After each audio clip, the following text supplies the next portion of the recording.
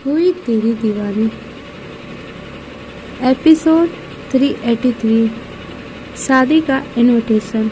अब आगे महिका की बात सुनकर एंथन हंसने लगा। उसने अपना ड्रिंक का गिलास महिका के गिलास से टकराते हुए कहा, यू आर राइट। लेकिन कभी कभी हम ठीक दिखाई देते हैं, लेकिन हम ठीक नहीं होते।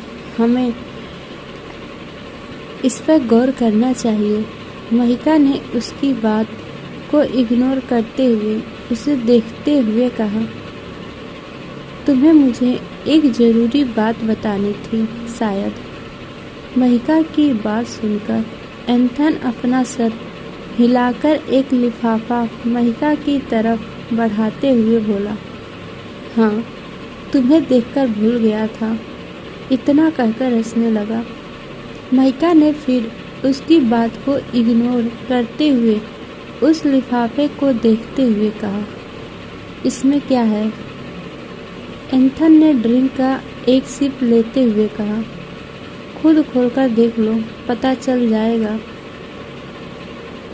महिका ने उस लिफाफे को खोलकर देखा और उसे देखकर एंथन को देखते हुए कहा, तुम शादी कर रहे हो, तुम्हारी शादी का इनविटेशन है।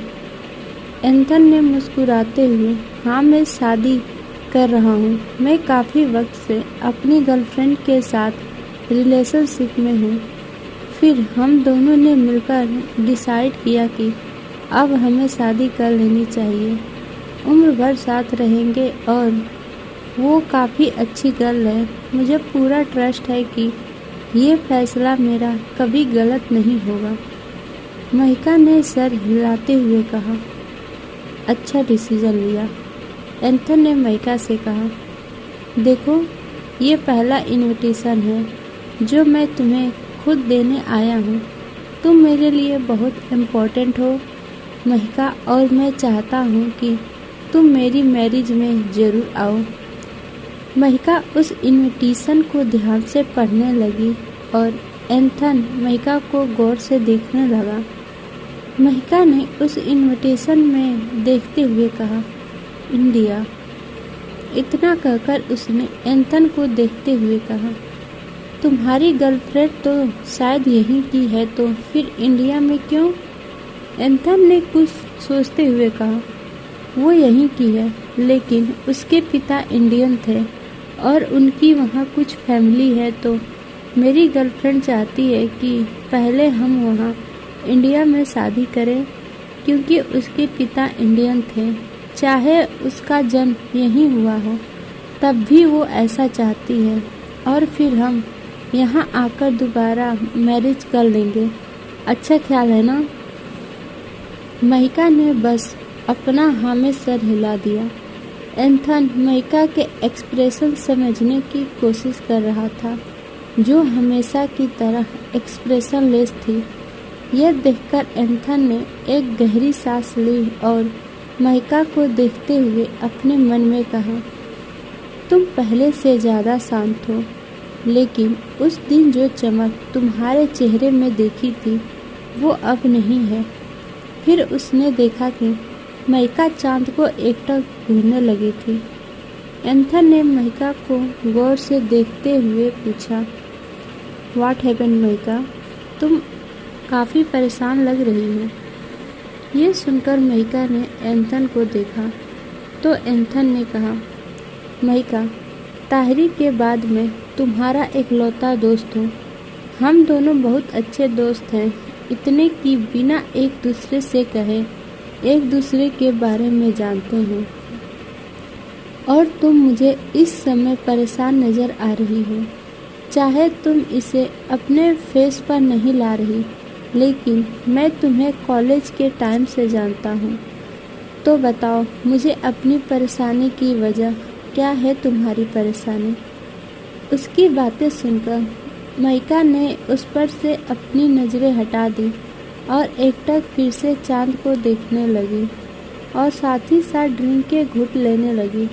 उसने गिलास टेबल पर रखते हुए आसमान में ढेर सारे तारों को देखते हुए कहा, ये आसमान में इतने तारे को देख रहे हो, इस चांद के पास इतने सारे तारे हैं, फिर भी ऐसा लगता है जैसे ये अकेला है।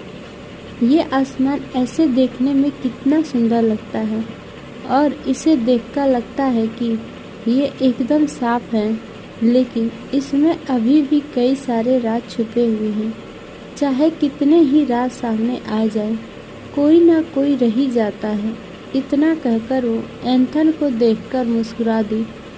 महिका की बात सुनकर एंथन ने आसमान में देखते हुए कहा, हमेशा की तरह मुझे तुम्हारी बात समझ नहीं आई, लेकिन इतना समझ आ गया कि तुम मुझे अपनी परेशानी की वजह बताना नहीं चाहती, इसीलिए बात को घुमा रही हो। एंथन की बात सुनकर महिका ने एक गहरी सांस लेकर आसमान में तारों और चांद को देखते हुए कहा, जैसे इस चांद के पास सब कुछ है, वैसे ही मेरे पास भी सब कुछ है। मेरे पास किसी चीज़ की कमी नहीं है। रेपुटेशन है, नाम है, फैमिली है, दोस्त हैं, ढेर सारे पैसे हैं, ऐशो आराम, शानो शौकत है, सब कुछ है। लेकिन इतना कहकर वो चुप हो गई। महिका की बातों से एंथन की दिल की धड़कनें बढ़ी हुई थी। महिका को चुप देख एंथन ने पूछा, क्या लेकिन? महिका ने उसे देखते हुए कहा, लेकिन कभी कभी ऐसा लगता है जैसे मेरे पास कुछ भी नहीं है, और ये बहुत अजीब बात है। महिका सिंह के सब कुछ है जो मैंने अपने दम पर कमाया है, तो फिर ऐसा क्यों लगता है? क्यों? फिर उसने चाँद को देखते हुए कहा, क्यों मुझे ऐसा अधूरापन लगता है, एक ऐसा अधूरापन जिसके सामने मेरा सब कुछ फीका लगता है। महिका की बात सुनकर एंथन ने अपने मन में कहा, दिल तो कर रहा है कि तुम्हें इसका रीज़न बता दो, लेकिन मैं ऐसा नहीं कर सकता। एंथन ने फिर कुछ सोचते हुए कहा, शायद इसलिए क्योंकि तुम्हें तुम्हारे मदर और फादर की याद आती हो। उनकी कमी की वजह से तुम्हें ऐसा अधूरापन लगता है, यही बात है। एंथन की बात सुनकर महिका ने सर हिलाते हुए कहा, हाँ, शायद तुम सही कह रहे हो। मम्मा डैडा की याद आती है, उन्हीं की कमी मुझे सताती है। इतना कहकर वो सबसे ज़्यादा चमकते हुए तारों को देखने लगी।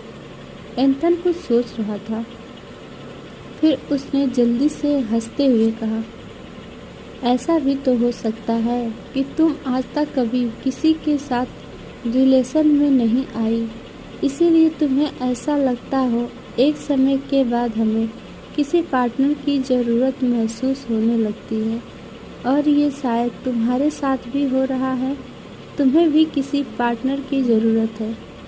फिर उसने ड्रिंक का एक सिप लेते हुए कहा, मेरी मानो तो किसी के रिलेशन में आ जाओ, जो तो तुम्हें ये अधूरापन महसूस नहीं होगा।